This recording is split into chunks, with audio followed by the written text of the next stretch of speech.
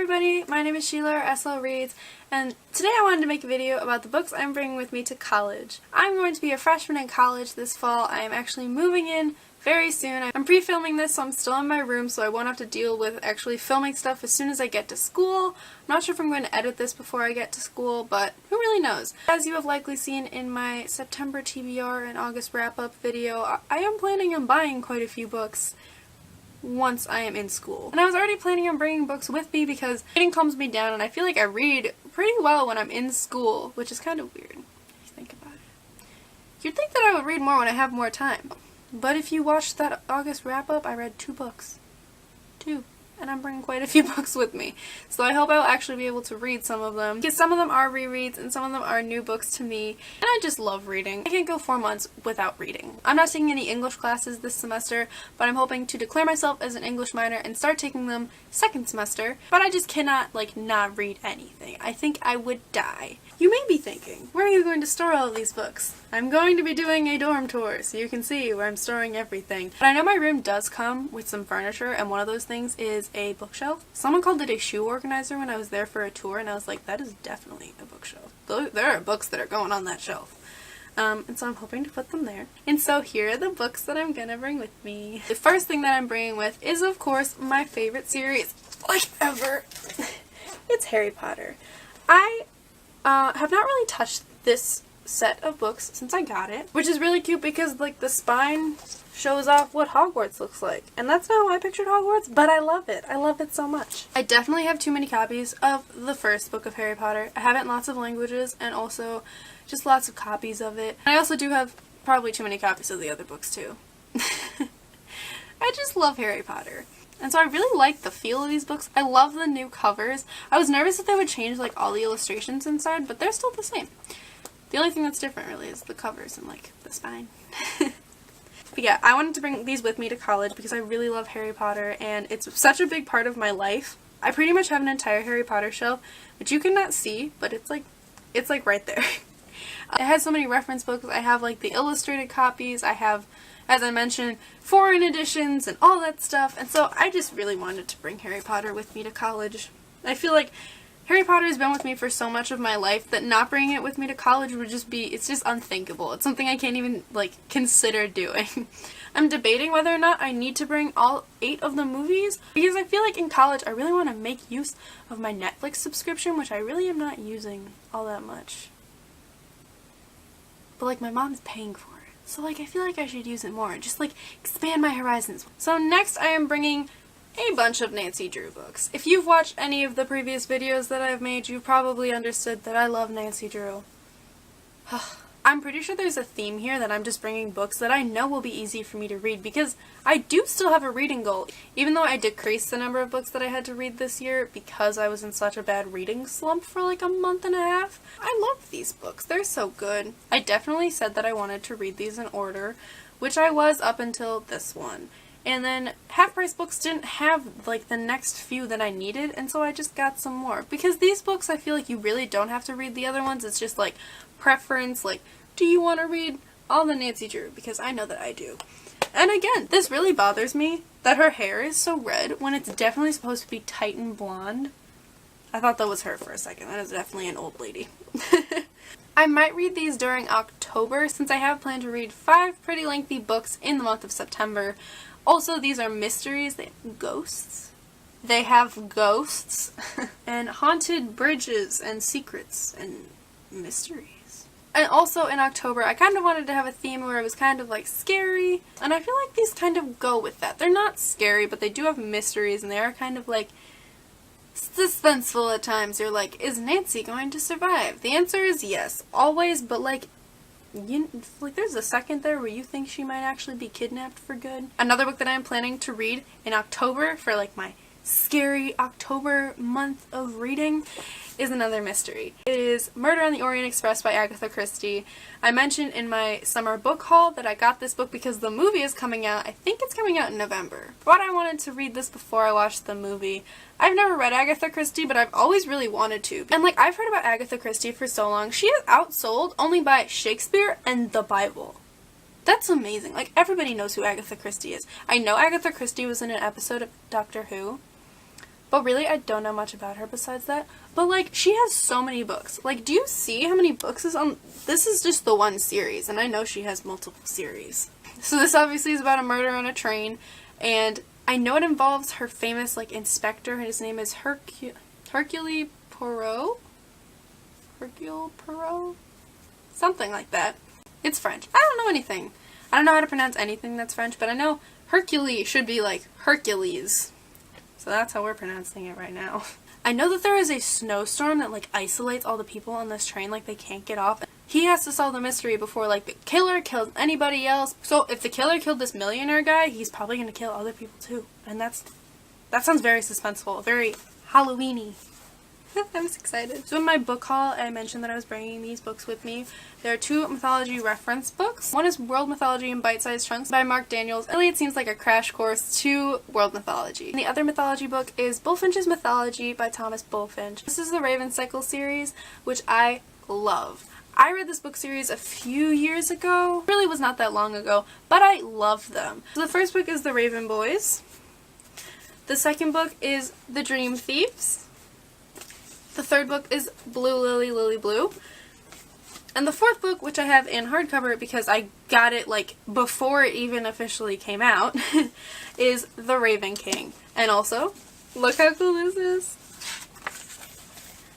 I got it signed at BookCon, and it was amazing. I am apparently not good at talking to authors because she asked me what my favorite book was, and I was like, in this series? And she was like, yes. And I was like, probably The Dream Thieves because it focuses on Ronan, who I love. And then I walked away. And I was like, why couldn't you come up with a better reason? Like, there are lots of reasons to like that book. It's pretty amazing.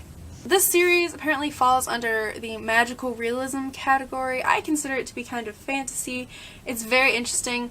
It features psychics and magic, adventure, it's like a search for Welsh kings. The main character of this book, which is the only person who's not on this cover, but was on the cover of the third book, right there, is Blue Sargent. She lives in a house full of psychics. Every single woman in her family is a psychic besides her. The only thing that she really knows that she can do is she can amplify all of their psychic abilities and just amplify magic in general, so it seems.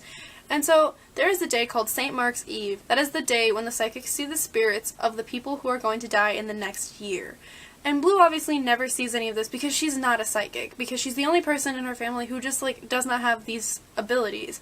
And they really vary. It's not just, like, one sort of psychic thing, like, they have specialties within it. But for the first time, she actually sees someone on St. Mark's Eve. And his name is Gansey. I'm pretty sure that he's this one. Like, I'm pretty sure this is him. I feel like he could be this one. I can't tell which one is Gansey and which one is Adam. I think this is Gansey. I'm pretty sure. And he goes to Allenby, which is a very rich preppy school. He's a very rich dude. Blue has been told her entire life that she's going to kill her true love. The only reason that a non-psychic, a non-seer would see someone on St. Mark's Eve would be if she killed him or if he's her true love. And so that makes everybody a little bit worried about Gansey for this entire series. Gansey does not live with his rich family. He lives in an abandoned warehouse that he bought and turned into like an apartment for him and his friends. He lives there with his best friend Ronan Lynch, who I love. He's this one, I know that for a fact.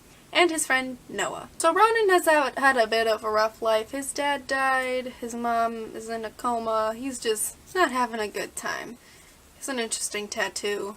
Lots of trauma. He's like an asshole, but like deep down he's like really nice and he loves people, and then deeper down he's just an asshole, so, you know, I love him. He has another friend named Adam. He's a scholarship student who resents all of the privilege because Ronan is also incredibly rich and tortured, if you didn't get that from before. Gansey has been using all of his copious money to go around the world and travel and try and solve mysteries and learn about lots of things. He comes to Henrietta, Virginia because of ley lines, because he believes that the lost Welsh king, Glendower, is somewhere in Virginia, that they brought him here and that he is alive somewhere, but just like hidden away. So mainly that is the quest. I love like the magical realism. I guess that's what this is. I want more books that are like this. But it's really so nice and realistic while it still has all these like amazing elements of magic and mystery, and like there's ghosts and psychics and lost Welsh kings and like sentient forests, and like it's just so cool. There is a raven.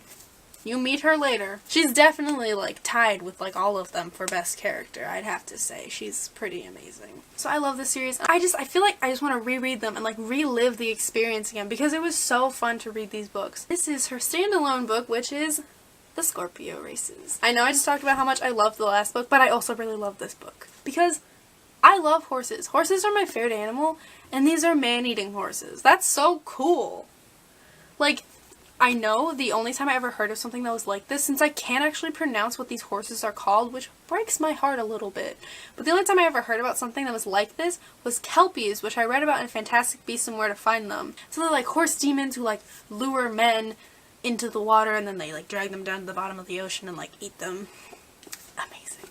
This book is, like, beautiful, and I've never actually read this copy. I got the copy from the library, and so I'm really hoping to read this book in the month of November because the Scorpio races, which are actually a thing in the book, take place in November. Like, the first day of November, I think the Scorpio races start. So, this book takes place on the island of Thisbe. The Scorpio races are an annual horse race where people ride these man-eating horses. In a race, it's, like, on the shore, so it's very dangerous because if they go back in the water, then you're going back in the water with them and getting eaten. Boo-hoo. So, some people live, some people die. It has a lot to do with, like, the legends of the island, and, like, horses are really ingrained with the people, and it's really cool. I believe that Thisbe is, like, supposed to be, like, some, like, island off of Ireland or something. That's kind of the vibe that I got from it. I'm Irish, and I've been to Ireland, so that was kind of, like, where I thought it was. That's what I pictured in my head. And so the main characters are Puck Connolly, Sean Kendrick, who is a trainer for the horses. His father was killed in the races, which you find out on, like, the first page. I think that's, like, the prologue. I think it's his dad being eaten by a horse. And so he's a horse trainer, but he also competes in the races. He rides a specific horse called Core, who he has a connection with this horse, Core. It's really deep. It's, like, soul deep. Puck Connolly has never raced in this race before, but she's doing it because there is a monetary prize. And she is an orphan. She has 2 brothers, and they're all trying to make ends meet. They live in this house, but they don't want to lose it. They don't want her brother to have to go to the mainland where he might not come back from. He might not even make it there because they're man-eating horses in the water. And she's the first ever girl to do this. So, you know, girl power. Go ride the man-eating horses. Awesome. I feel like it does not have the same vibe as the Ravencycle series, but I feel like it might also have some sort of magical realism because there are these, like, creatures, these horses that are not actually horses, but they look like horses, but they eat people. I love this world. I wish this was a series. There's one more book that I really want to read, and maybe this could go towards my Halloween, October, maybe this could go towards my kind of scary October reading month because it involves vampires. It is Bloodlines by Rochelle Mead. I absolutely love the Vampire Academy series that this is a spin-off of. I thought it was awesome. I feel like there's such easy books to read for some reason, and so I feel like this book is also going to be like that. Instead of following Rose like the last book did, it follows Sydney Sage, who is an alchemist who we meet in, like, the 4th book of Vampire Academy, I think. She has to protect a Moroi named Jill. She is somehow connected to the royalty. She is the sister of the current queen. She's the only remaining family member that this queen has, and so in order to stay on the throne, her sister has to be alive, or else she has no claim to it. So Sydney has to go and protect Jill. They have to go into hiding. It looks like they go to a human boarding school instead of the Vampire Academy that they usually go to. That's the reason that's the name of that book. This is a pretty long series. I think it's 6 books. Just like Vampire Academy is 6 books. The one thing I am a little nervous about is I did try to read one of Rochelle Mead's other books with The Glittering Court, which she just started publishing a few years ago. I started reading it and I really did not like it. And I feel like since this is the spin-off, I'll like it more. And I'm really hoping that it is an easy read, not only because I'm going to be in college, but also because I know what the Vampire Academy series was like. I know how easy it was and how fun it was and how captivated I was in it. I think that was the last of the books that I'm bringing with me to college that I have currently at this moment. As I mentioned before, I'm going to be buying some books in September and October and pretty much every month probably. I found the closest Barnes & Noble, and also I could always just order it and have it, like, shipped to my dorm. I have so many possible ways to get books. I do know that I'm going to have a few textbooks, which I'm obviously not going to put into this because that doesn't sound fun at all. By the time you see this, I'll already be in college and, like, an official college student, hopefully with my textbooks, because that'd be really bad if I didn't have them. Yeah, so thank you all for watching. Let me know if you have read any of these books, if you liked them too. Or if you have any other books that you think I should read. Maybe any other books that go along with my scary Halloween month. Which is really not going to be all that scary. It's going to be maybe a little suspenseful. but really not all that scary. I hope you enjoyed this video. Thank you so much for watching, and I'll see you next time. Bye!